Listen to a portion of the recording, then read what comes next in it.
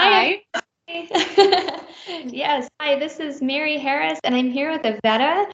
I'm sorry, I don't know your last name, but I'm here with Iveta, and I'm doing this first time Skype call, so bear with us if we don't quite understand the technology that well. But we just wanted to get together because we met over the From New Age to Christianity Recovery group on Facebook, and we got together, and Iveta was expressing that she wanted to share her testimony and that she felt really inspired to do it on camera. But she wanted to kind of do an interview style, and I thought that was great because, I mean, anytime you want to talk Jesus, I'm game. So, um, so Iveta, I'd love for you to share your story and start with what the Lord has done in your life. Yeah, so it's such a blessing to have you supporting me in this, and I really didn't expect that kind of kindness. It's just so sweet of you, and it's such a funny way how we actually had the first conversation. You told me your parents are your mother is from Lithuania. Yeah, well, she's not originally from there, but she's 100% Lithuanian. Yeah, it's uncanny how the Lord brings people together with similarities. I mean, even just hearing your story, there was so much that it was almost like I was hearing a version of my story. It's really cool how the Lord brings us. Yeah, and that we kind of like we just had the first conversation, and we felt so comfortable sharing everything, and that's just so precious. I feel like definitely Lord connect us when it's the right time. Amen. So yeah, I'm just thinking to where to start from because I feel like when people give their testimonies, it's kind of they start from the moment they were saved. I feel like I was seeking the Lord from since I was a kid. So in order to kind of tell fully my testimony, I need to go back to my childhood. Where it all starts. So yeah, exactly. Yes. So basically, my upbringing. I grew up in a Lithuanian family, and we would attend Catholic church from time to time. And I was baptized 4 years old. I always had a lot of questions. I remember since I was a small child, I was very curious. I always had a lot of questions for my mom. She struggled to answer them because they were not that childish. My questions were very deep, and most of them surrounded the meaning of life and where we come from, and these kind of things. So um, I had a very big, significant event that happened in my life, and for quite a while that um, was a big part that Jesus healed me. Um, yeah, so basically, when I was 7 years old, my dad and his brother were murdered, and I was since I was a kid, I was very, very sensitive. And we were kind of I was in a family that my life was kind of endangered since I was born, not because my parents did something to me, but because just the way things were happening in Lithuania's history, if that makes sense. We were under Russian occupation, then we got our freedom, and there was a lot of injustice happening, and my family were kind of fighting against. It's 21:45. Against that injustice. Sorry if my clock is gonna make sounds. I have this computer program to remind me of the time. Yeah, so basically, I was already born in quite of a difficult household where a lot of spiritual things were happening just because of the intensity of what was there. And I remember I would often shut myself away from, like, I would kind of have this isolation that I would just go into nature, or I would spend so many hours in nature alone, completely isolated from my family or friends. I would often try to rescue animals, and I would go to abandoned houses and I would try to make orphanages for animals. And I would just have this, my whole universe, like, of life that was just kind of my escape from all of this noise and negativity that was happening and the danger. And my mom was constantly worried that I'm going to get kidnapped. And it was just this, it was really a hard time.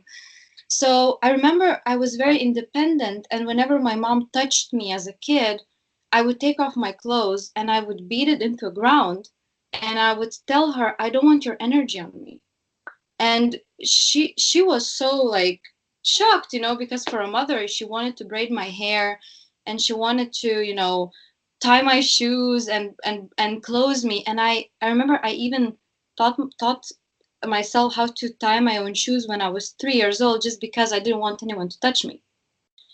Uh, so I was incredibly sensitive, just incredibly sensitive to everything. And I feel that maybe, babies are kind of straight out of heaven, and um, we are so, as kids, we are so raw and honest the way we express ourselves. We don't overthink if this is the right way to say, or if this is going to hurt my mom. We just kind of say things the way they are and the way we feel.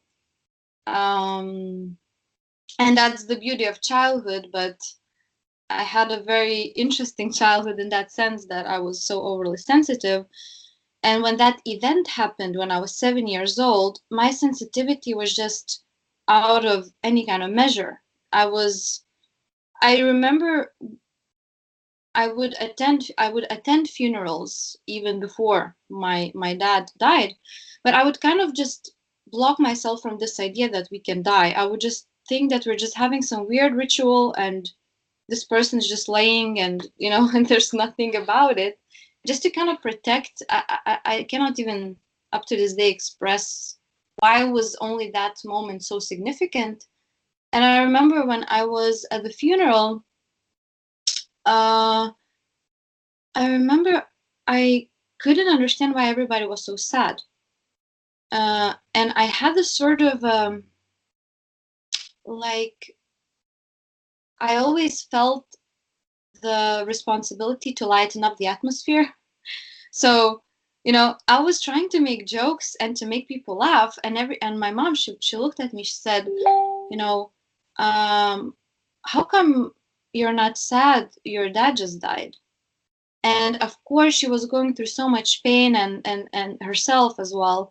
She didn't went through the thought process of, how to express herself. She was just quite surprised that I wasn't sad. And I was just like, what, we can die? Like, I just had this explosion in my head. And I remember I kind of blacked out at that moment. I don't remember myself, if that makes sense. I just remember that this undescribable fear took over my whole body. And it was just this fear of that one day I'm gonna die. And I couldn't explain it. I couldn't, you know, and I really do feel like enemy can attack children and use that trauma. And it's really sad, but that's how it is. You were 7 years old, right? Yeah. Yeah. I see. I can't even imagine, a 7-year-old having to go through that. I mean, it's just, that breaks my heart, but it's also incredible to see the redemption, because I've heard your story. So it's just beautiful. But, at 7 years old, like it's just even really amazing to me that you remember, of course you remember all of that, because it was, a very significant moment in your life. But you were so young. You were so young. Yeah, and I have such a clear memory of my childhood. Sometimes I just, I tell my friends about conversations that we had when we were 5 or 6, and I have such clarity of these conversations, and I feel that you have certain memories that God wants you to have. If for a bigger purpose at the end, you know. Mhm. And I wasn't really good at school stuff. I couldn't remember, like, you know, math and things like that, but I could definitely remember our deep conversations that we had when we were 5. So that's yeah, that's funny. How can mind reject some things? And um, yeah, so basically, I had this fear, and I remember, because the thing is that my dad's face was burned with acid. When they found, he was murdered together with his brother, and I also, I couldn't recognize him. You know, as a kid, you see just a covered, you know, body, and it's just, you can't, you don't have that kind of common sense, you know. And so also that was a struggle, just to understand that that was my dad. But yeah, and from that day on, I remember, I just I I just had these crazy fears. Like, I would imagine myself accidentally eating a poison berry, and I would go to my mom and would tell her, I ate this poison berry, like, I'm gonna die. And she would tell me, like, why? No, you know, she couldn't even understand what was happening with me. She wasn't surprised, because I was already very sensitive, but it was just out of any, you know, logics or what things I was saying. And also, since I would surround myself constantly with animals, I would be scared that maybe they, you know, I have some disease from them or something like that. So I did things, I was very brave, and I did things like, you know, going to abandoned houses and cleaning them, and just trying to make orphanages, and just having big speeches to my friends and convincing them to do this with me. And then I had this other side of me where I was in fear and helpless. And so it was always switching. Sort of, I had this like unstable personality. And so what I started doing is, whenever I would have this fear over me, I started harming myself when I was 8, 9. Um, but since I was so scared to die, I would never harm myself in a way that I would cut myself or do something that would cause like a blood infection, because I was also super into medicine and medical books. So I would sit, as I remember from the moment I knew how to read, I would sit and I would go through all of these medical books, and I would ask my mom, what are the symptoms of these illnesses? But she didn't understand that I would then imagine those symptoms, you know, myself. So so it was just this crazy cycle where I just couldn't even find a place to have rest. I was so restless inside. So there was always this obsessive fear to die. I would avoid playing with kids just because I would imagine, um, you know, I accidentally did something, or I don't remember doing something. So it got to a point where, yeah, as I said, I started harming myself. I started plugging out my eyelashes, um, because that was like a safe way for me to like do it. I cannot even explain it. It was just, I remember that was the moment where my mom said to me, okay, we need to see a psychiatrist, because I cannot cope with this anymore. And we went to the psychiatrist, and I remember um, I had all kinds of feelings. Like, after my dad died, I went to my mom and I told her, I said to her, I want to kill this guy. And she said to me, it's an okay feeling to have. You know, she kind of, I think, honestly, she felt a lot of hate herself. Um, and she also had so much trauma to go through that I kind of remember her that period. She was also so surprised the way I was, and that she has to deal with a very mentally unstable kid as well, you know.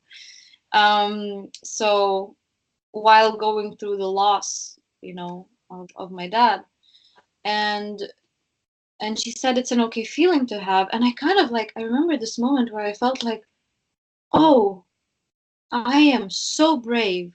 I felt like this pride, in me, like kind of, I don't care that my dad died. I'm not weak. I'm gonna take revenge one day.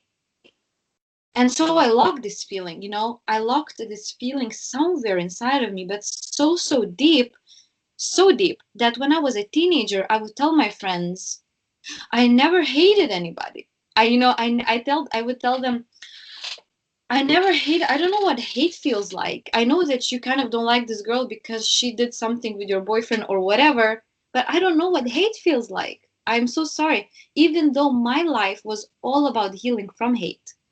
But I had this, like layers over layers under that experience. So was it like you were in denial that you even had the hate? Is that what you kind of, yeah. And I often felt shame. Like I felt shame that I couldn't describe. Like I just felt guilt. I couldn't describe why or what was happening. I just had always compulsive fear, unreasoned fear, and guilt. And then often I was very brave, also like brave without, like if I would have to do something, I would be doing it. But then, so it was a lot of these emotional waves that was always happening, and I remember when I went to the psychiatrist finally after all of this, things happening. um I remember she was saying to me, you do understand that the fact that your dad died actually left a big mark on your life, and you need to, um heal from that. It's okay. And I would tell her, no, I'm fine. I never miss him. I never think about him. uh like I would say that I kind of was always in denial of this whole incident. Like, so it was somewhere so distant for me. I don't know. And so she said, okay, well, maybe that's true. Maybe you're just a sensitive kid. And she prescribed me with antidepressants. And that was when I kind of became quite numb to a lot of things. I remember that I would have certain emotions towards people, and my friends would tell me, like, well, if you have these emotions, you should maybe express them. And I would just be so calm, like not unnormally calm, it wasn't normal. But whenever I would try to drop the antidepressants, because at some point I remember that my whole body was hurting, my organs were hurting. It was so many chemicals affecting me, mm, and I was on them for maybe 12, 13 years. Wow. Yeah. And they would always increase the dosage. I never really went through any therapy. They never offered me any therapy or anything like that. Um, but it was also due to the times that I lived in. It wasn't that advanced, and often I hear people saying, like, what about your mom? Like, how could she allow this to happen? How could she allow this medicine and stuff like that? My mom was told that your daughter might commit suicide because she's at that stage of, I don't know, psychologically. So, of course, she did what was what she thought was best in that moment. So, yeah, I don't know where I left off. Well, you were talking about how you basically went, from the time that your dad died, that you were living in fear ever since that moment. And then after that fear, you were told that it was okay to feel anger. So you kind of wanted to take that revenge. So you kind of like claimed that anger. You claimed it as yours, from what I was gathering. And you kind of lived like that for quite some time until, and they gave you the antidepressants, which at that point you said you kind of just couldn't really feel anything, probably because of the effects of the drugs that you were on. Yeah, Now you said you about 20 years. So what changed? How did that play out? It's so good that you kind of gave me this feedback because now I feel like everything that I'm saying makes sense and isn't quite in order. Yeah, so yeah, I was on antidepressants, and I remember the psychiatrist, she was at some point saying to me, if you don't quit this, you might end up having a disabled child one day because your body is just under so much, chemicals and yeah. And I was just thinking at that moment, like, then why are you increasing the dosages? Why are you not trying to do something else, But I remember I would try to quit the medicine, and I had like like I was acting like a drug addict. I had like bone pain and heat flashes, and I would have these anger outbursts on my mom. Like I would just be so angry on her without a reason and just verbally abusive to her, like for I wouldn't like the way she eats. I wouldn't like the sound the way she eats, just like so, or like the way she, holds her fork or scratches the dishes, everything would annoy me. So she couldn't even like bear with me. She's like, I'm getting you on the pills because I cannot live with you in the same house. And also I remember this one moment where I felt like I kind of enjoyed being sick. And not in the sense where I actually enjoyed it. I felt like if I'm sick and my mom has to take care of me, she's distracted, she's distracted from the pain she's going through. And I felt like that's how can I be useful to her. So I would I would just pretend sometimes that I'm more sick than I was because I felt like she's just having this sick child that she's taking care of, and she's not dealing with her pain. And I would be like, I couldn't understand what I was doing back then, but when you grow up you kind of think it through. Hindsight, right? Yeah. So we had this weird relationship going on, like, so I remember at some point she just thought I'm a very sick child, and I will never go to graduate school. I will never finish a bachelor or anything like that. And so yeah, and then I remember I remember I had always these big questions. Um, I would even get panic attacks. I would ask, where is God from, and how can God be real, and what happens when we die? And in our household, always these kind of like alien topics were quite open, and we would watch these Russian series about medium battles, and they were basically competing who's more psychic than other. And it's crazy when you think about it. Medium battles. I've never heard that. That's actually a first. Yeah, it's like in Russia, it's very, very like big, these kind of things. We would have TV shows where um, they would, play like do tarot card predictions and to celebrities and stuff like that. And I remember me and my mom, we never read the Bible. We never were encouraged to read the Bible. In and the church didn't really work on answering any of our questions.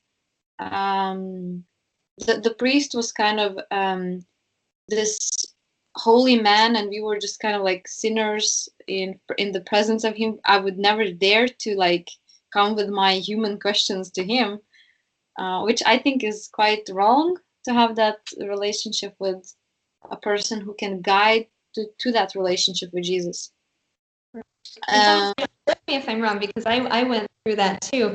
And I'm not knocking, the Catholic faith and those who are in the Catholic faith, but there are just some certain things that I tend to see happen, and I'm not the only one, especially since you're expressing this, that it kind of feels like God is up here, and we kind of need this person who's like in between to go and talk to God for us, not having a personal relationship with Jesus, because that's kind of one of the things that hindered me in my walk with Christ too. And that's why I turned away, because again, like you said, the questions you don't ask. You can't ask. If you do ask, you're kind of shunned in a way, or like told not to ask those things, or that's not polite, that's not kind, and then so you don't get the answers that you're looking for, so you turn to other things. So I think that's a really important point to bring up, even just in this section of the video. I hope I'm not interrupting too long, but for people who are watching this, who are struggling with the same types of questions, like what is the meaning of life, what is my purpose, what about God, how can God do this, logical questions. God is not afraid of those questions. It's humans that are. And that's because they may not be as equipped to answer them as some others would be. So that's why I encourage anybody who's watching this who has those questions, like, research it for yourself. If you need, support, reach out to any of us, to at least like point you in a direction. I'm not going to claim that I know everything. I've read a good amount of the Bible, but not all of it, and I can't tell you that I know all the answers. I don't think anybody really does, but we could at least give you a good basis of, well, here's what I found during my research. So don't feel afraid to ask those questions. If you get that pushback from a pastor, from a priest, from whatever, find somebody else and ask them. You know what I mean? Because I really think that's important with our walk. That way we're not turning aside to these myths and to the things that open us up to really things that should never be brought into our experience in the first place. Yeah, absolutely. I so agree to that, and I feel like when also I converted to Christianity and I turned to Jesus again, I got so many people saying, why did you choose this like closed-minded, limiting religious life, like what's up with that, and they would name certain Christian behavior, like they would name, and I would tell them, and for all the people that also are having this kind of mindset or kind of like experience with people presenting them in a harsh way, maybe some things, or offending, or attacking, just know that you are talking about humans. Right. And we are going through life, and our connection with Jesus is unique. And whenever you get some sort of opinion, you're getting the opinion about an actual church that's a building, and people that are in the church are just people. But it doesn't mean that that's Jesus. Right. Jesus he's not a building and not a person. And I think a lot of people base their assessment based on their experiences with the people too. I mean, in any congregation, you're going to have those who are saved and unsaved. And, Yeah. a lot of people are just coming to check it out. And, they have no idea. And they might be judging, or they might be criticizing, or they might be gossiping, or they might be, we kind of have to ignore that and just focus on Jesus, focus on the word. As long as you're in a church where they're preaching the gospel, you can still be fed, and you can also contribute. That's kind of what church is about. It's a give and take. Yeah. Yeah. And as you said, there's like no, offense towards Catholic Church. It's just my small village experience. And that doesn't mean that other churches are like that. There are great churches and very loving people and communities. And as we all go through bad experiences and meet maybe bad people in our lives, just like that, it can be a one bad church experience that you had. So never get closed. Don't close the door Right. through one experience. Right. Just to bring this back to what you were talking about in your personal testimony, you were talking about how you you started to have these questions. So you and your mom started, you would watch things on TV, like, psychic battles and things like that. And you kind of did that kind of drew you in a way for a while. So I was still battling depression. I kind of thought that it was normal the way things were with me. I didn't think that it was something strange. I kind of always get if I would open up to people, they would always kind of normalize my situation. They would say, yeah, but it's normal. Who isn't? Who isn't sad? And because I was a master of pretending that everything is fine. I don't know. I always loved people. I really loved people. And it was very tricky for somebody to see that I'm actually struggling with depression, because I was active in school and I would, but then I had this whole universe inside of me that was a whole nother story, So, um, so yeah, I remember I would often feel very powerless, very weak. And when I saw these psychic battles, I would feel like, wow, these people, they just, they're like these genies, and, they're just like these, you know, they have so much power. They can control their lives, they can control their life paths and change them the way they want it. And mine wasn't the best. So I felt like I could just, um, I could control my life. I don't have to be afraid of death, because I can just control my life with these practices. And so I was a teenager back then when I was thinking about that. And I remember me and my mom, we would look at these people and we would feel that they're just incredibly gifted. We wouldn't see that they're deceived. We would feel that they really have powers.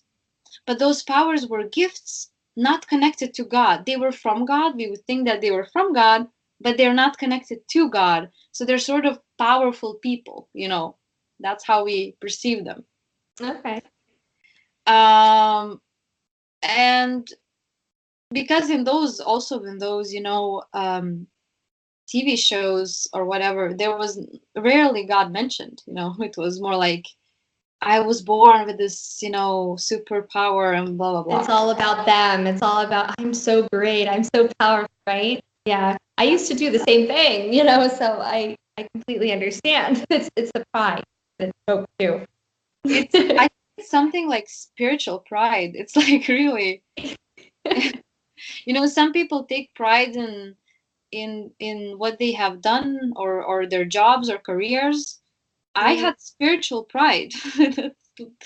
That's so strange when I think about it now, but as broken as I was back then, I felt like I needed a zodiac chart or a numerological chart to describe who I was, because I couldn't even describe what kind of person I am. There was just so much brokenness in me that I laugh about it now, because yeah, of course, the only kind of you want something to describe you, Right. Or to give you to show that you have a purpose, or like to define. Yeah. I And I remember. Sorry, go ahead. It's a bit the video is a bit stuck. Maybe It was lagging a little. I can hear you now. Yeah. Mm-hmm.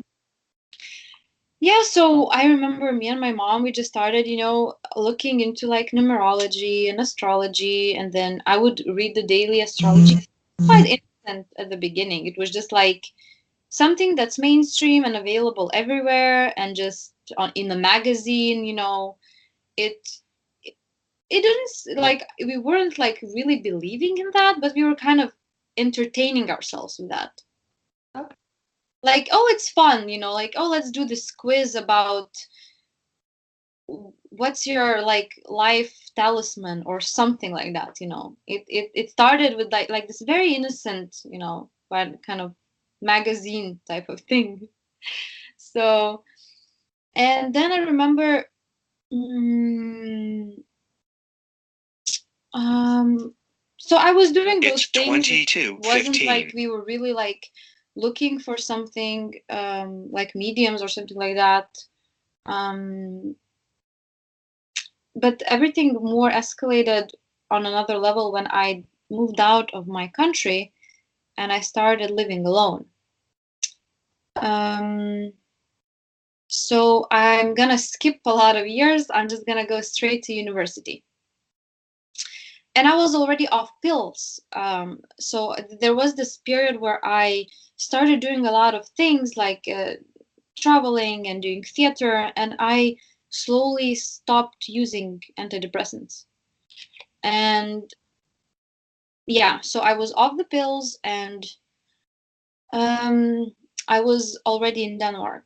And um, I remember I started university, and you know, I just found my people. I felt like I found people that were exactly as broken as I was and interested in all of these supernatural things as me.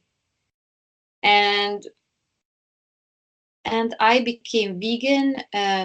Not that I have anything to say against veganism. It was just something that it's part of the story. Was I it for the reason to like raise your vibration so that you didn't have that lower dense energy of the meat in you? Was that the reason for it, or was it? Yes, I mean, I loved animals. I really I do love animals up to now. But it was also that I found out that, you eat death, like you eat dead things.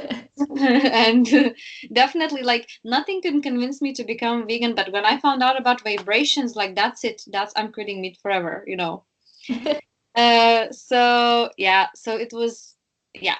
I remember I started following this channel called Infinite Waters.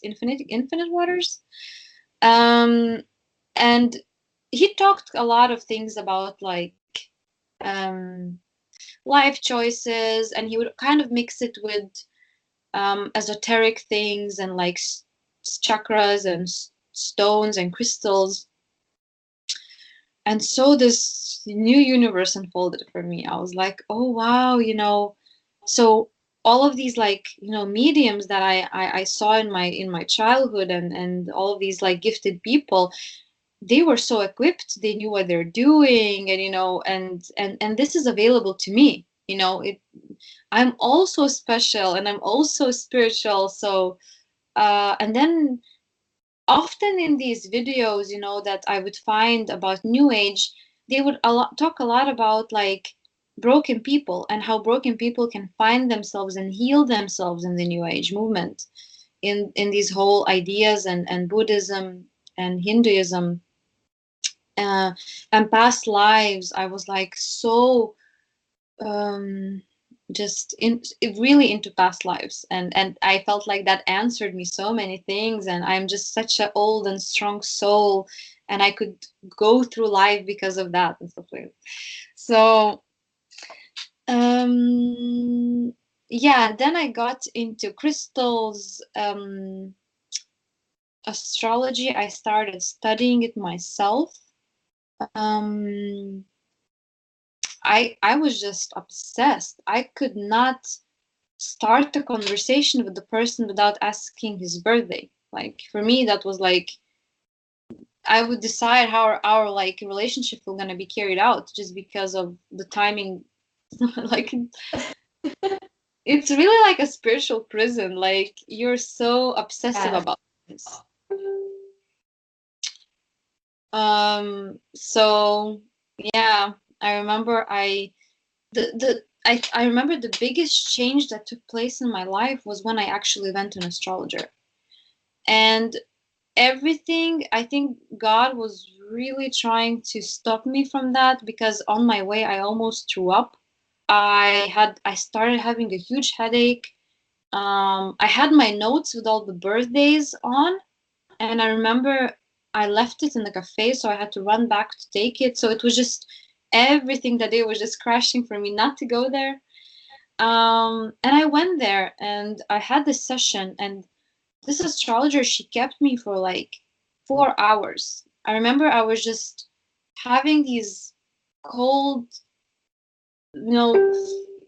flashes, and just shaking, and she was talking about such personal things in my life and just connecting with my past lives, and I was just like, whoa, this is real, like, it's so confirmed. I went home. I remember I couldn't eat, I was just recovering from all the information she told me.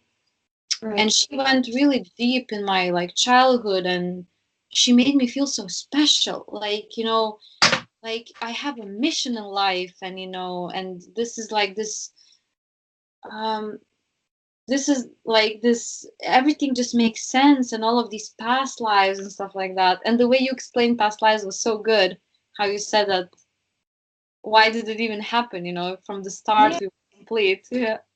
Yeah, that was so one of the things that because you hit the nail on the head with past lives, because it can mess with you so much. Like you're trying to explain things away and wonder who was this connection with you in that life, and you're trying to explain the things that are going on in your life based on your past lives. And I wish I would have known this like prior to, but even if you tried to tell me this back, a couple years ago, I probably would have poo-pooed you and just ignored sound logic, just because that's what I was doing. I was Yeah. disregarding any, sound doctrine. I was just like going off onto whatever myth my itching ears wanted to hear. And that's in the scripture, that's predicted that will happen. That was already prophesied in there. That's why we're here talking about this, because we need to bring light to these things that are going on. Because, if somebody would have told me, hey, that doesn't make sense, past lives, because so the whole premise behind past lives is that, you're in this life now, and you're going to try to resolve the karma from your previous lives, and you're going to keep moving forward, and hopefully you'll reach this state where you'll just become one, and you'll no longer need to reincarnate here.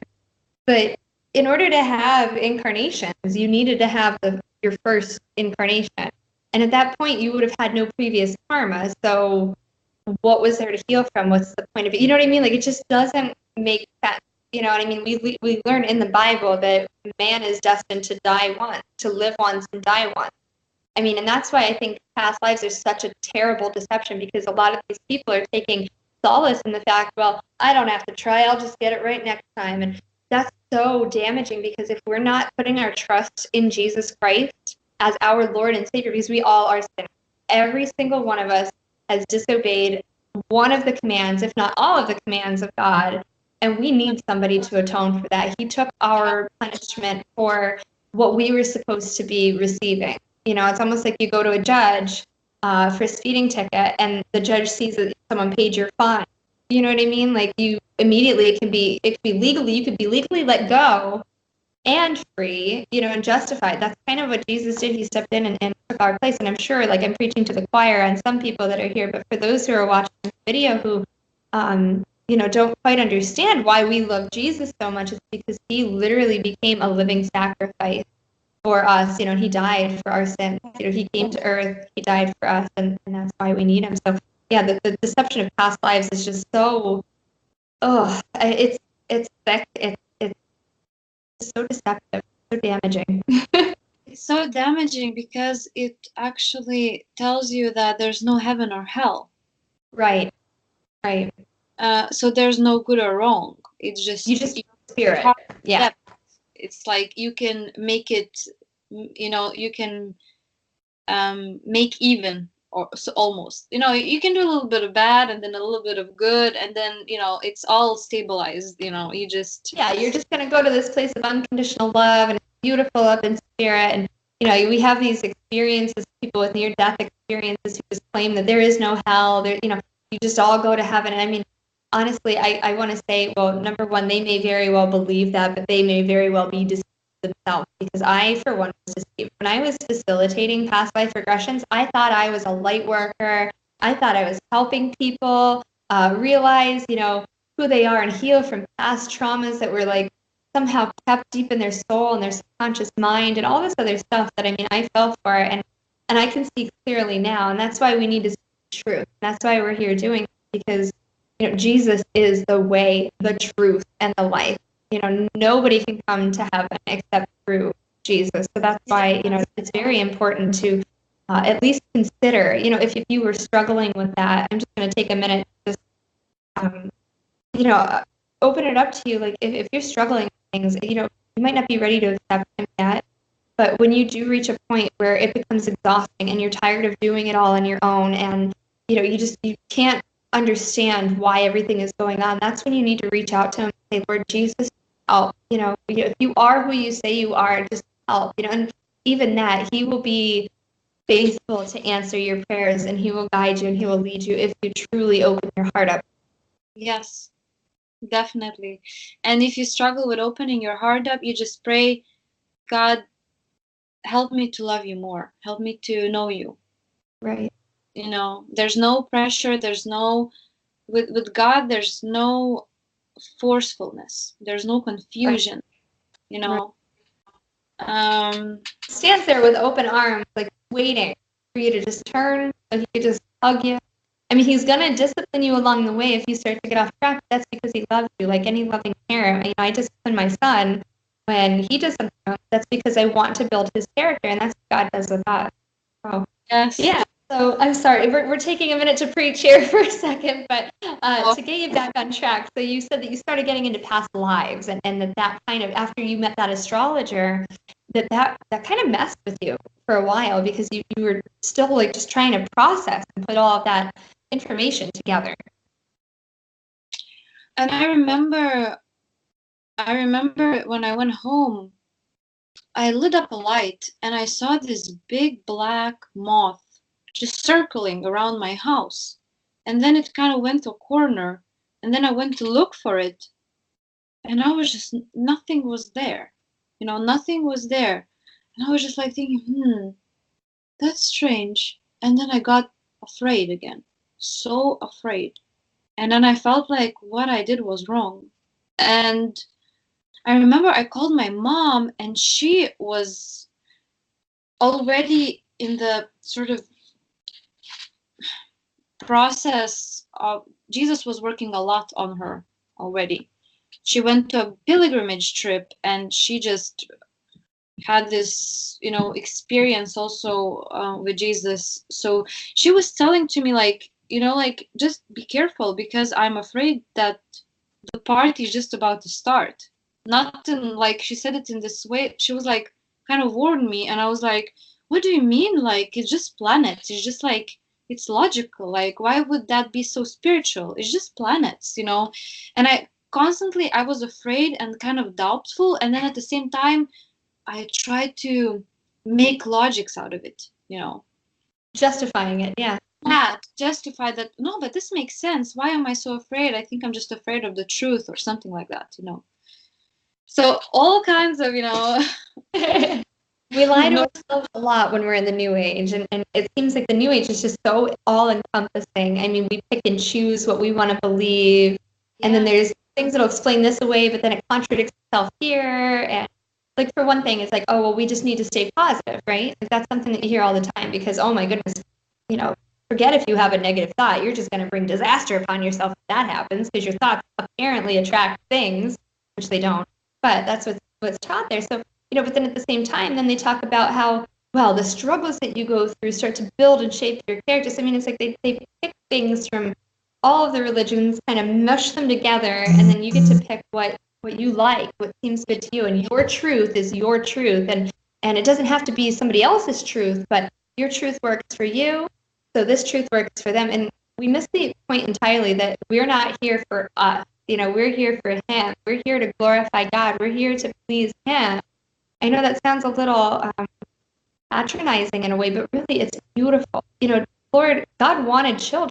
He wanted, it's just like any parent, our children bring us joy, and that's what we were meant to do for God. And at the same time, he reciprocates that. He blesses us when we bring him joy. And that's the whole relationship that a lot of people are missing. And that's why a lot of people, like, they seek to fill that hole in their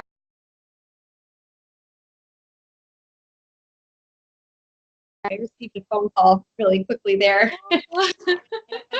Cut out. I was hoping that there wouldn't be any interruptions, but it's okay. We're going to do away with all distractions. So, anyway, so you talked with your mom, and she kind of told you, be careful, because I think she was starting to feel that conviction. And you were feeling the conviction too, but you just weren't really piecing it together yet. You were kind of brushing it off as like a fear of the truth. Yeah. And I remember I would always call my mom, in the more deeper I got into it. I would call her and I would tell her all of these things, and It's she was 22:30. like very respectful towards me. Like, she didn't really correct me, but she would tell me, like, just don't lose, like, don't go so drastically all in, just have some sense. And I would tell her, but do you think it's wrong? I would ask her, like, but do you think it's wrong? And she would tell me, I really don't know, and she didn't. She wasn't really into those things, so she was like, I don't know, maybe you are, maybe you're not. Um, and but I always had this like sense to double check, like, is it wrong? Because I felt that something wasn't right, and it's actually in my head, it's even hard to go back for me to that way of thinking. I'm just trying to sort of remember how I thought back then. um so the more I got into astrology and numerology, and the more I got the sense that I'm special, the more my pride grew. Hello, I am so sorry. I keep getting phone calls. Maybe you want to take that and No, no, they're different numbers. It's weird. oh. Yeah. Well, and as I said, for like a broken person to hear that your brokenness is special, it's a mission,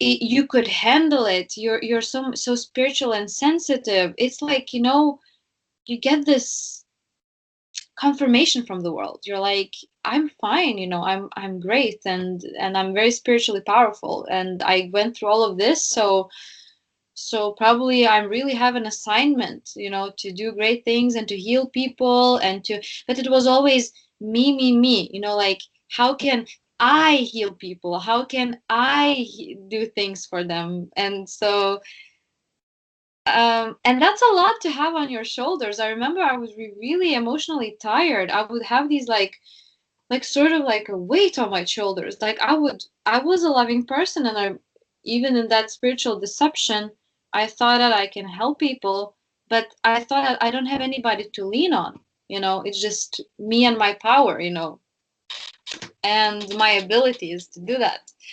So I would, yeah. Then I got into tarot.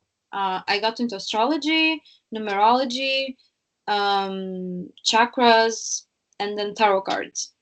And I remember none of my decisions that I took in life could actually be taken without me double checking. And I had all kinds of apps online that I would go into these apps. And it's just crazy how devil uses technology now. Like I've been getting phone calls during this interview from random numbers.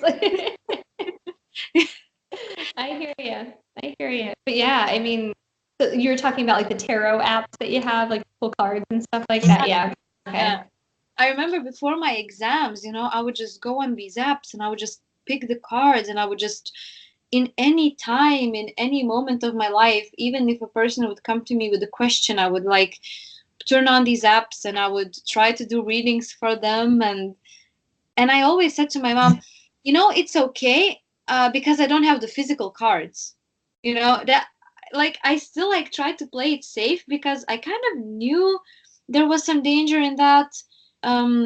Just because I knew a lot of stories with people messing with Ouija boards, if I'm saying that Right. correctly. Yep. Mm-hmm.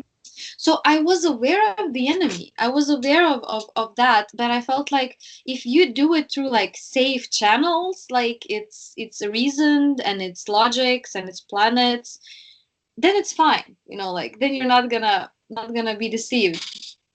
So this So I is had interesting. So you were saying that you kind of had this like inward knowing, like kind of just like deep in your soul, but you weren't really necessarily logically acknowledging it because in your thought process there was no hell. There was no. You were kind of like just trying to like this. Well, you're falling for that deception. You're kind of deceiving yourself because you knew in your heart that something was not right and it was off, but you still thought you were trying to logically justify the beliefs that you wanted to be true. Is that kind of what you were saying? Yeah. Yeah. I did the thing. Yeah. That's it's like doing something that, like, you're in a career and then you really feel like you're not talented for that, you're not equipped for that, and you're trying to lie to yourself that you can definitely strive in this, and then your sense is saying no, but no, can I, is it right for me? And then, yeah, it's something about being in that deception that's always confusion. There's so much confusion going on. So yeah, so I got into all of these things, and I always thought that, well, it's still kind of on an innocent level. It's still kind of on a positive level. And, I'm not really going so deep in it, even though I was getting deeper and deeper and deeper. I remember I was tormented during my dreams. I would have, you know, lucid dreaming. I would go out of my body. I would feel presence of darkness. I remember once I woke up and I felt like somebody jumped on my bed and my bed like shook and something went in me and I woke up because I was roaring, you know? Wow. Yeah, and I was just like, I woke up and because I was making sounds and I remember I was just, maybe I ate something bad. I felt like, food effects before we go to sleep, so Right. maybe like I ate something. And I remember sometimes I would have these lucid dreams and I would have these shadows like crossing my body and like every cell of my body was screaming from fear. I would be so afraid. Terrified. Yeah. Yeah.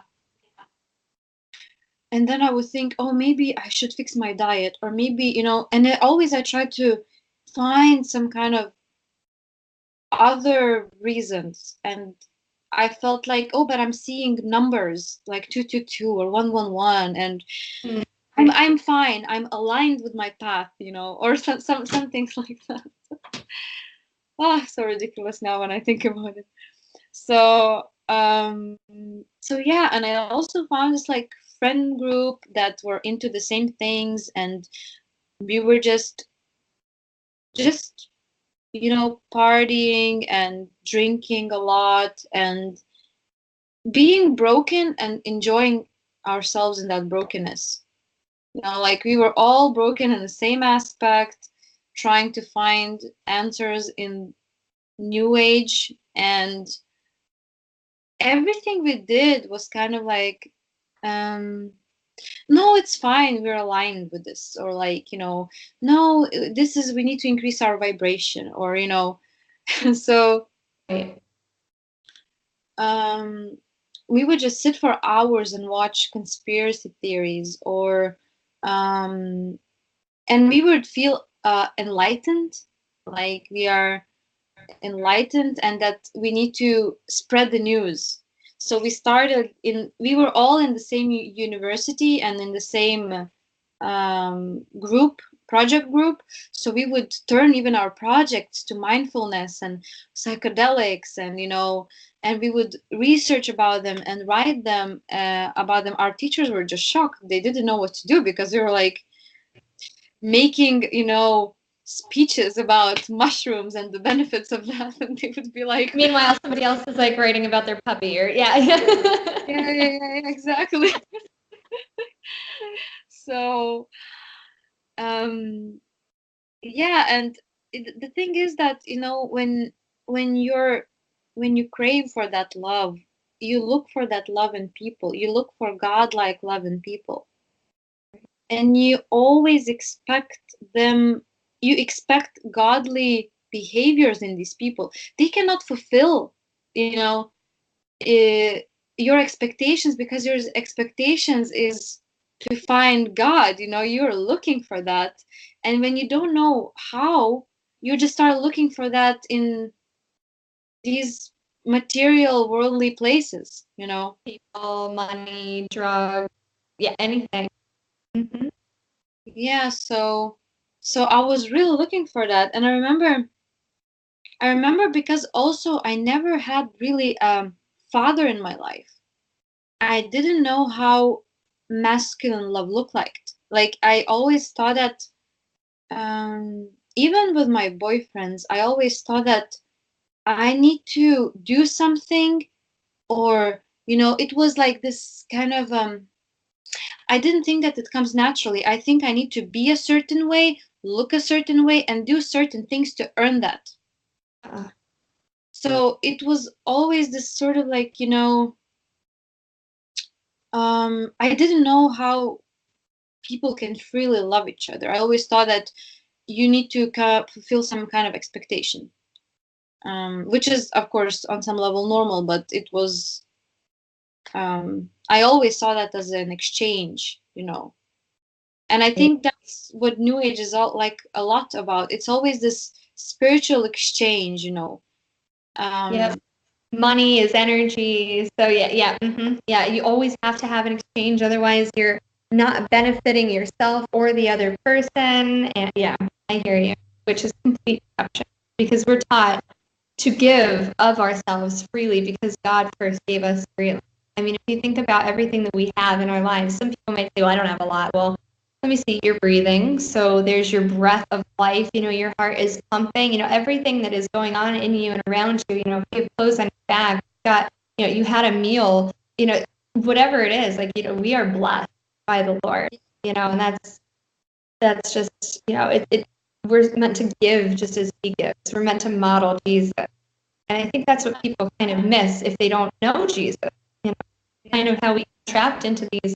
You notice a lot of the themes that you're bringing up here are more counterfeit versions of what God has. So you're talking about, you're talking about like that love that you're trying to look for, this counterfeit love, this acceptance, this counterfeit acceptance, you know what I mean? The truth, which actually just leads you down rabbit holes where you're constantly seeking, never finding, is basically how I put my journey in. And then, I mean, it's always just a counterfeit, because anything that you're trying to get, you're either going to get it from God or you're going to get it from the devil, who's the master of deception. And it's never going to fulfill you like No. the Lord will. Yes, exactly.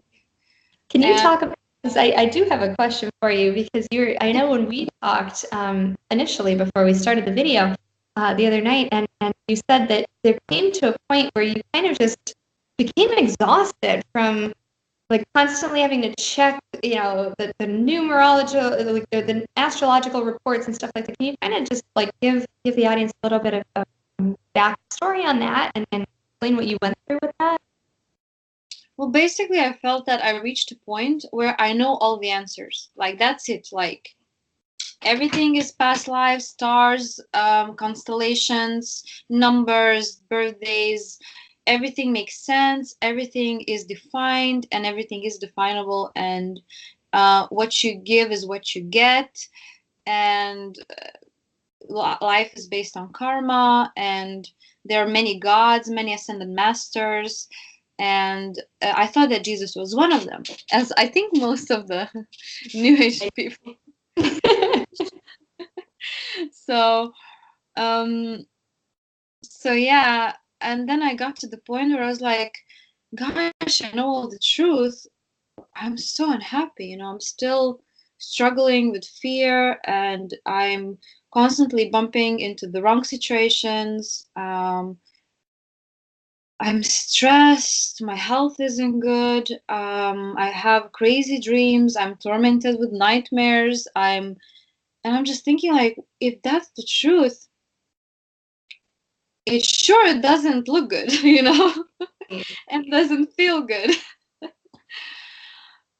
Because you do get that spiritual high at first. You're like, wow, I'm great, and people are great, and it's all about the exchange. And then you come to a point where nothing makes sense anymore, and your truth, it sounds not so trustworthy.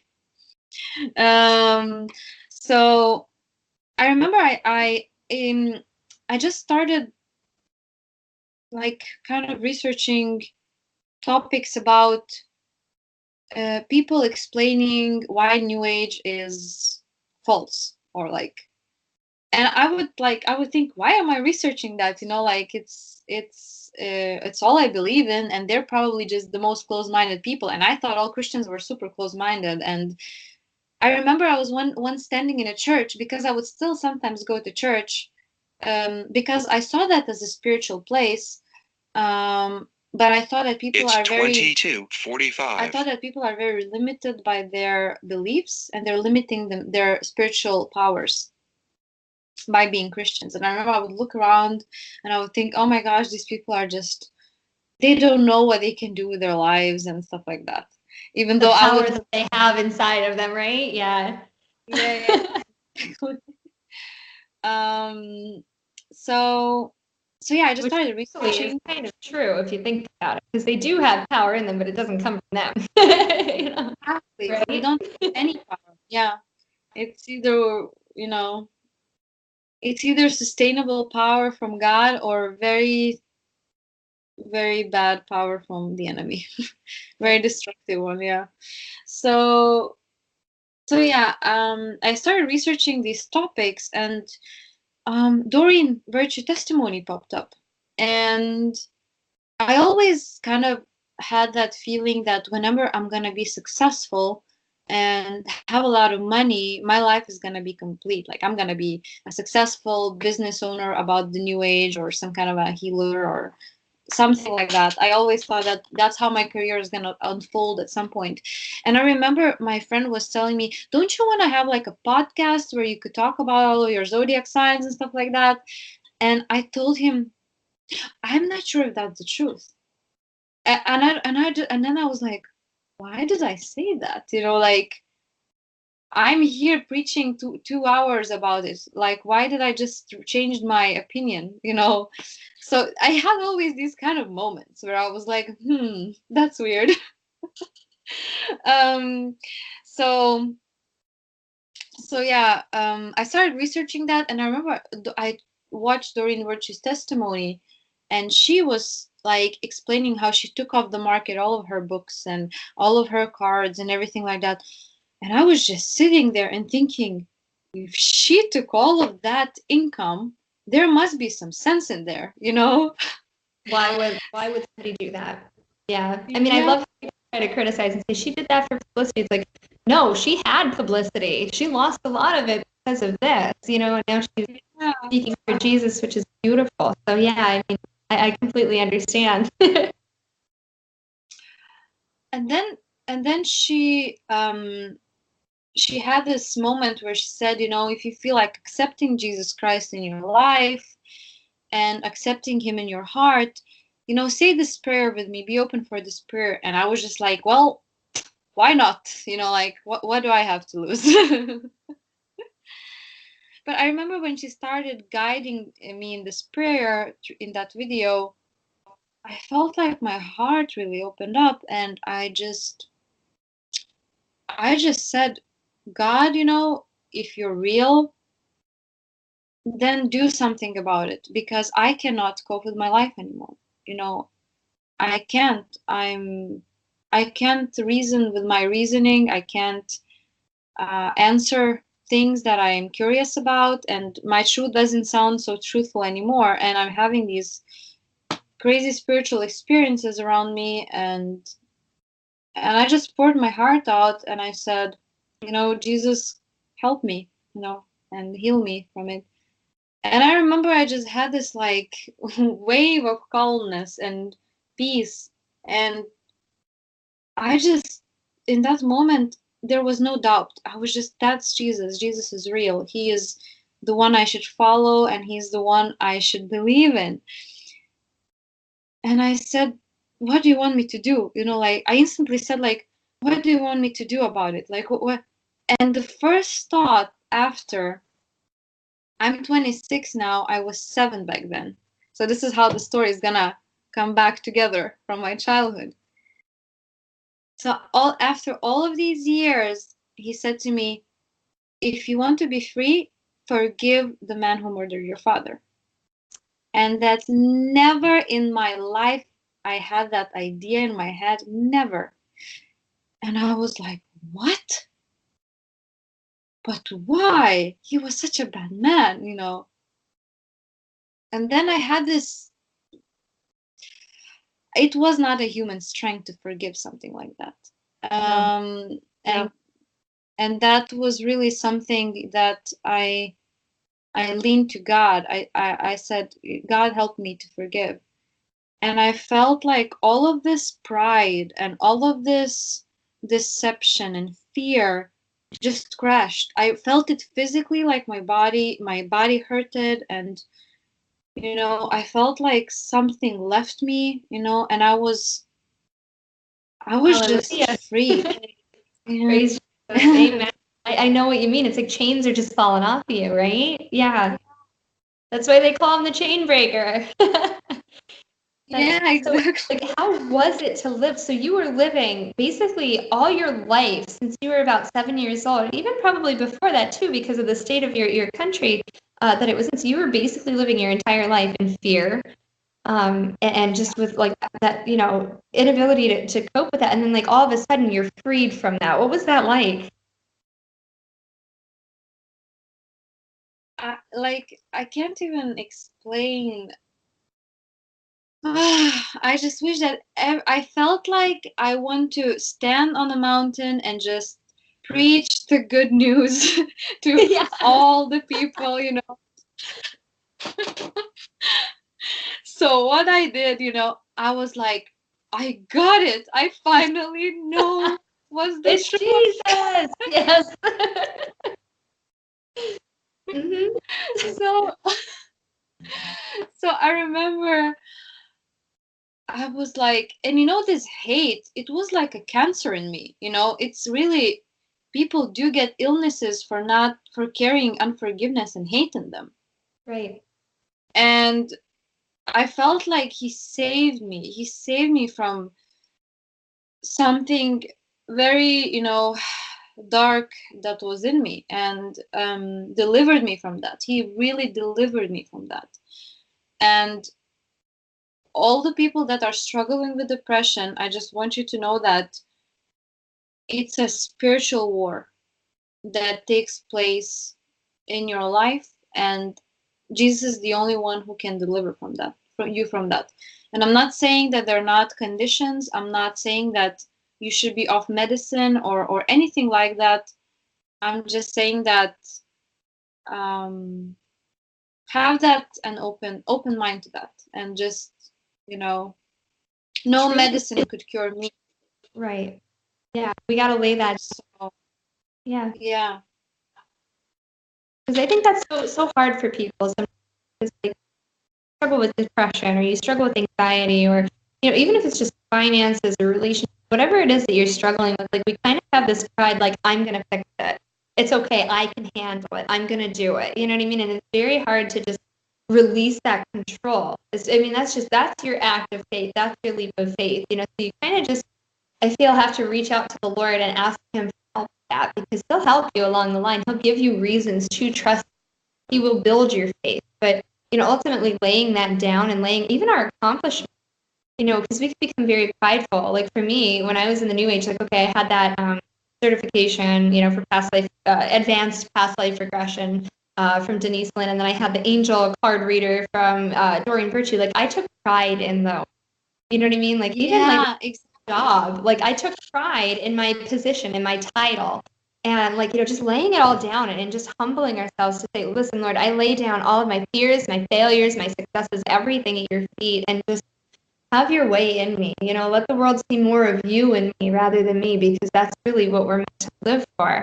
And a lot of people Yeah. say, oh, that's sacrificing who you are. Well, you know what? I want me to be the Lord just shining through me. And I know that I'm going to stumble and I'm going to fall and I'm not perfect. But again, He uses imperfect people to carry out His will. And, when you do walk in what His will is and what His purpose is for you, like life just becomes vibrant. I'm not saying that like the problems just go away, but like you have this unexplainable peace and calm in your heart that just never leaves you. And then you also have this strength that the Lord gives you to go through all of the storms that you'll face in life, which is just incredible. I mean, I look at my life prior to, and I'm like, wow, how did I get through all that without Jesus? Well, I mean, I know that He was there. He was always there guiding me. He never let me fall too far, which was beautiful. But like, I wish I would have known then what I know now. But I guess they kind of have to go through. It was all part of God's plan, and works with us. Like you said, He never forces. He waits for us to come to Him. It's beautiful. Yeah. And I mean, And for you too. I mean, you went through unimaginable hardship. Like for me, I can't, I can relate to the fact that, you didn't really have a father figure because, my parents were divorced. But I still saw my dad from time. You know what I mean? I just I don't think I could understand that anger that you held on to, which I mean, like I know like there are things that I got angry about that level. And to forgive, like you said it perfectly. There's no human strength in the world that could ever forgive an act like that changed your yeah, life, that tore staple in your life from you and from your mom and caused such devastation, for you to be able to forgive that, that's powerful. Yeah. But when I was that moment, I felt I'm saved. I have the Holy Spirit in me, and there was like I had no doubt when I read about. I went online and I just researched what's happening. Why do I see colors in different way and nature in different way? And when I was just like this shadow of hate was just like off me like a filter. It was just removed from me, and I felt like everything I touched and smelled and looked at was different. It was really you're a new creation. Yeah. That's very literal Amen. how it goes. Yeah. So, and I ran out of my room and I was like, Jesus is real and he is the truth. You should read his living word. And I was screaming to my roommate and she's looking at me and she was into the same things as I was. And she's like, my motive was just so intense. She was like, okay, yes, okay, I believe you. Okay, I will try that as well. She was just like, so she couldn't like even kind of go with denial to me. Because I I was think just a we all lot. have that crazy for Jesus moment, or at least a while, like a period of like, I just have to tell everybody, let's save them all. This needs to happen for everybody. And like we we have that passion, which is beautiful. But I think part of maturity in Christ is learning how to yield that, or how to wield that, and how to concentrate it and be patient and gracious with people who are not quite there yet. But I hear you on that, because I mean, when you have that joy, it's almost like being cured from like this disease that's killing you, like cancer or something like that, and then you get the cure and you're like, you want to tell everybody about it, like everybody who's suffering with that same disease. It's like, oh, try this worked for me, it's gonna work for you. And it's Yeah, this exactly, joy. exactly. I had exactly the same, and I went to all of my new age friends, and I was just like, guys, stop doing what you're doing. This is wrong. And I was like, I have the answer, Jesus. And they were like, what? I'm like, Jesus Christ is the answer to everything. And then I was like, just giving my experience out and just pouring my story out. And they looked at me and they're like, well, we're so happy that this happened for you, but that doesn't sound like something I want to do. And then I got this reality check where I was like, so this is not how it's gonna work. I'm not gonna convert everybody to Christianity, at the same time. You know what? You planted seeds, though. Because the Lord used you. He had you exactly where He wanted, and you were just so overjoyed. It just naturally came out of you. So you never know. Those seeds. You don't know what goes through somebody's head when they lay their, head on the pillow at night. And those moments. So like if they get to that point that you were at, that low point where they're just exhausted, where they're tired of trying to just piece their life together in their own power, that they're gonna remember that you had this like liberating freedom. They're gonna remember that joy, that you expressed to them. Or at least I hope they will. I'm sure the Lord will work on their hearts, especially as we continue to pray.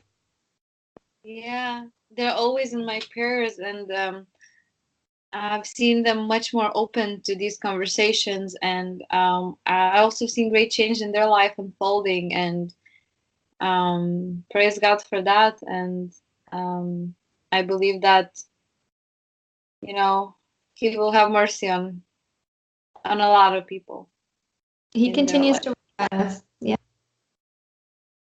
Yeah. Well, that is incredible.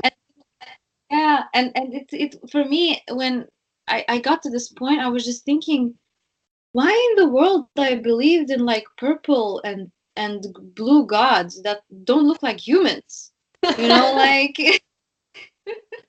It is what it is. I mean, they just whatever sounds good. Yeah, yeah. I know. yeah. So I was just like, why did I believe in that? I have a God that I made in His likeness, and it just He took human form. God that is the creator of all universe took a human form. died for us, and it's a free gift at the end of the day. He's like, it's a free ticket to heaven, it's by my grace, not by your works, you're saved. And why not, why not to take that? Yeah, so I think we would be doing people a disservice if we didn't, kind of just close with encouraging them to reach out to the Lord. So, I mean, if you are struggling, if you're just curious, because some people might just be curious. They might just be like, well, what is Jesus thing that we keep talking about? I mean, there's a lot of people coming to Christ, especially out of the New Age. But, if you're just curious about that, you've been like listening for a while and you're not really sure, but, you want to know because you see the joy that we have from that. Reach out. Like, I encourage you, just say this prayer with me. Lord Jesus, I pray that you would come into my life and that you would reveal yourself to me as who you say you are. I pray that you would show me the truth. I pray that you would show me the way, and I pray that you would just give me life. Lord, I surrender my pride. I humble myself to ask this of you, and I pray that you would just lift me up, Lord, and just grant me that peace, Lord, and fill my life. Help me to live to serve you. Help me to want to serve you. Just watch what he does over the course of the next, days, weeks, months, years even. He's gonna do a lot of work in you if you sincerely say that prayer from your heart. Always close in Jesus' name. That glorifies our Father. That acknowledges Jesus' name to die for us. And so again, you don't have to believe all of this all at once. That's not what I'm expecting here. I mean, even when I first came to Jesus, and I felt exactly what you talked about, that rush of peace and love that just comes over you. I was in a very dark place. I was under spiritual oppression. And, the moment that my friend had pled the blood of Christ over me, I felt that. Because she actually asked me prior to that, do you believe in Jesus? And even though I'd been all wrapped up, something inside of me was just like, yes, and I think that's really all that it took was just that acknowledgement and just reaching out to the Lord for him to just get a hold and just, bring that peace that I was seeking and that love. I mean, that no meditation that I'd ever gone to had ever provided, that no, vibration had ever compared to, like you said, it's a spiritual high and low. It's almost like eating candy. It feels good, tastes good, but then eventually it crashes. You need something more sustenance. I think Doreen used that reference. I'm not going to, try to steal that from her, but Yeah. so it just is. I mean, he gives that peace, and I mean, it just makes sense. It makes you curious. It makes you hungry for more. Like you just want to know what just happened to me.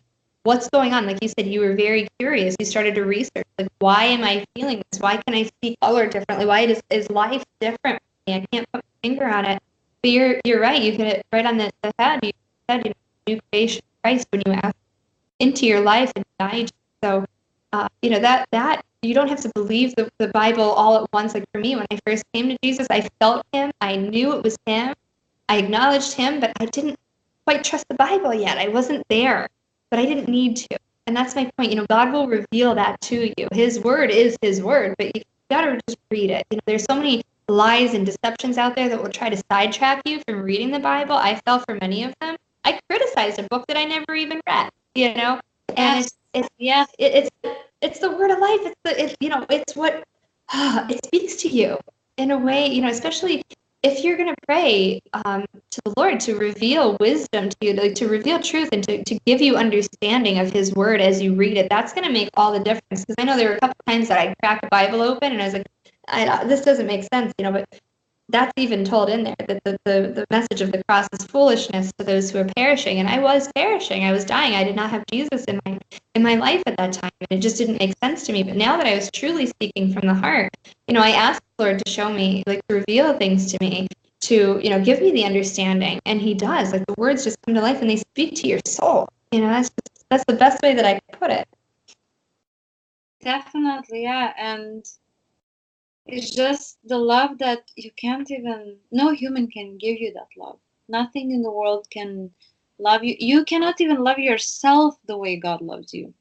We always feel like we're praying for things that are in the moment, like, oh, I want a certain amount of money, or I want a certain amount of comfort. And then we feel like, oh God, but if you would love me, why wouldn't you give me all of those things? And then he just unfolds this huge plan that you couldn't, your small human mind couldn't even imagine, and he just like delivers this thing to you, and it's like, that's what I needed. That's exactly what I needed. It wasn't that other thing that I thought I needed.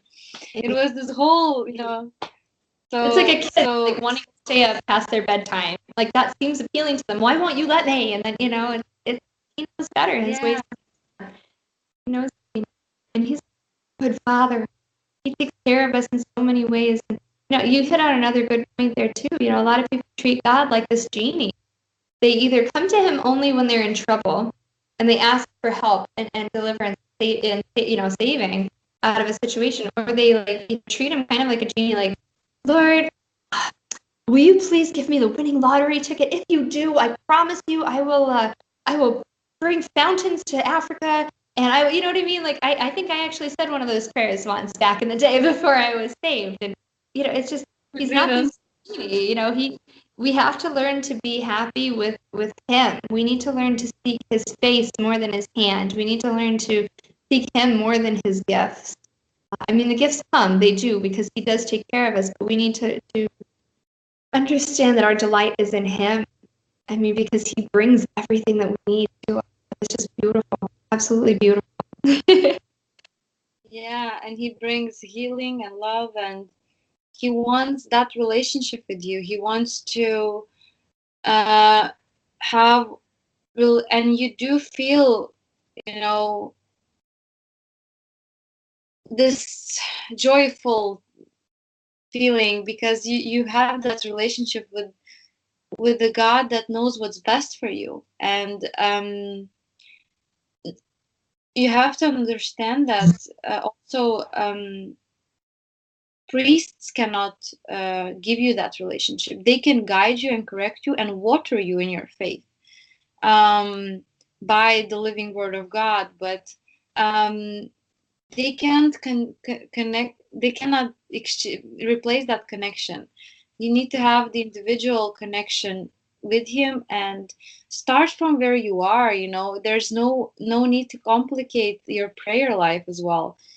And I think I said this in the New Age to Christianity chat before, that um, even disciples asked Jesus to teach them how to pray, because that's really important.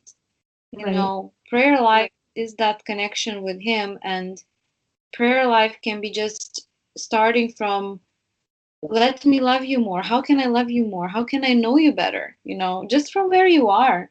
You don't have to think about the sin you're in or the problems you're in. You don't need to, because I feel like when you come to a person and you try to introduce him Jesus, it sort of, they constantly think about what things they did bad and that this is not available because they're doing certain behaviors, that they're having certain addictions that would actually not be in any way appropriate to God.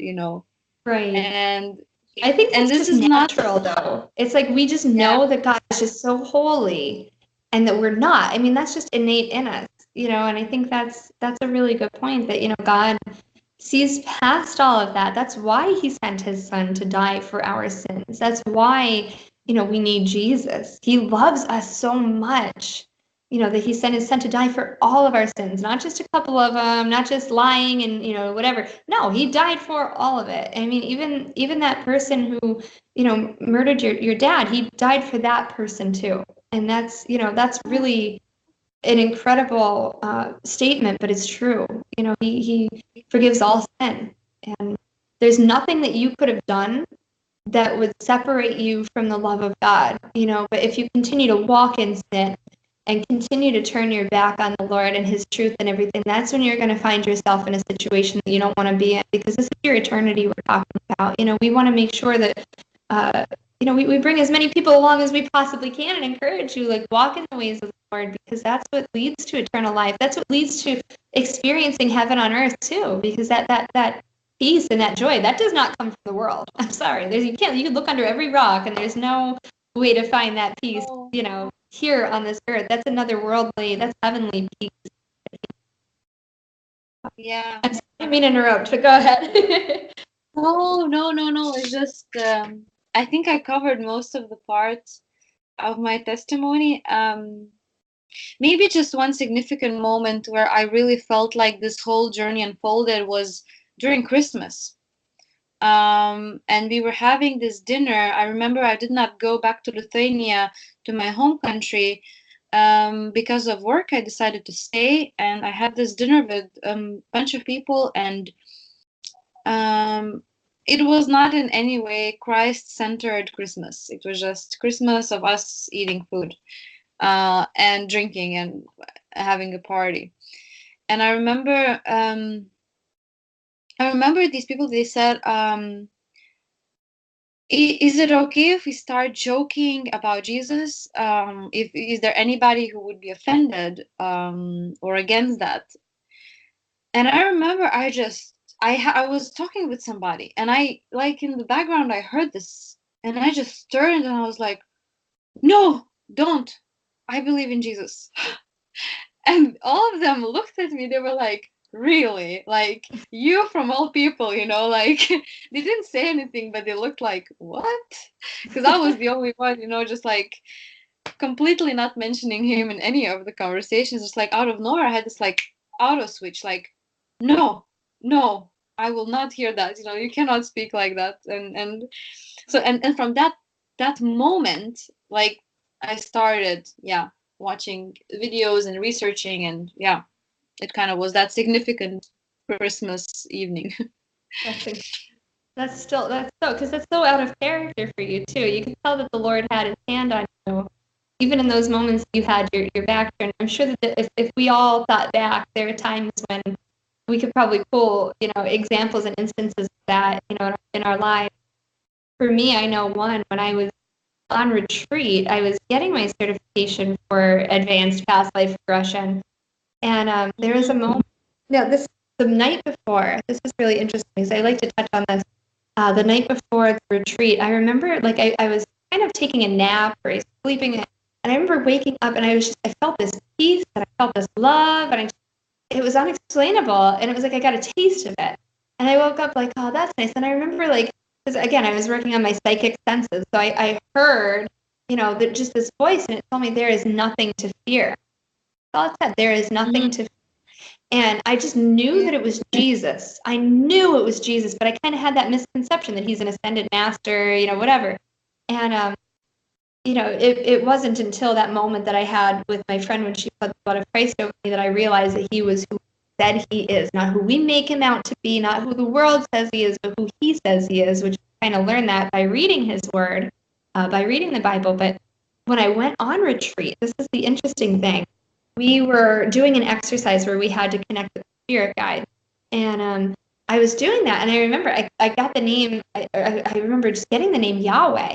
And I remember turning to one of the people on retreat, and I said, Yahweh. I said, what is I getting Yahweh? And she's like, oh, Yahweh, Yahweh, the great I am. And, she just started rattling things off from the Bible. She was very much New Age. So she was like cherry picking the Bible and picking the pieces that she liked from it, like, oh, be still and know that I am God. That's telling us to meditate, or, ask and it is given. They love to bring that up, but they don't bring up the fire and brimstone, which Jesus actually preached, So it's just funny how that was like another one of those instances as I look back that, he had his hand on me. Like, he wasn't letting anything happen to me. Like, I remember feeling so protected there. And I thought it was because of the new age exercises I was doing. Now I look back and I'm like, there were moments when I was on retreat and I was doing this exercise where I was supposed to be like, I was trying to let like spirits in to like take over so that I could be, they could raise my vibration. I remember there was just something that was just like blocking them from getting to me, and I couldn't understand why. I confided in somebody. I thought I was doing something wrong. I'm like, I know that they were there, but they couldn't get in, and I don't know why. And now I look back and I'm like, Jesus, thank you. He kept me literally from being overtaken by these spirits that are lingering, which was really cool. So it's so cool to hear other people's stories. As I said, I love testimonies. I love hearing yours, and I thank you so much for being so open and vulnerable and honest and sharing, everything that you've gone through and just showing the hope that there is, because there might be somebody who's watching who's gone through something similar, and just by seeing like you've gone through a lot in your life, and to know that Jesus can bring that healing, that's powerful. It's incredible. There's power in that story there. Yeah, God is so good. God is, he gives good gifts to us, and just how I wish that everybody would know him. Well, that's the point. We hope that this encouraged all of you, and I think if you are satisfied, I think we can probably cut it off here. I know it was a little long, but I thank everybody for tuning in, and I really hope that you'll give a lot of this consideration. Watch this to the end. I thank you, but it's important. This is eternity, and Jesus loves you. Is there anything else that you would like to say before we end the video? I just wanted to thank you for carrying this interview out with me, and just being such a great listener, and keeping me on track. It wasn't an easy testimony to say. I had to go back through a lot of my past events, and just thank you so much for just being together with me. Sometimes you just need to be for people. It was a pleasure. It's my joy. I love talking about the Lord. So thank you so much. Well, hey, until next time, everybody, I want to give a great thanks to Iveta.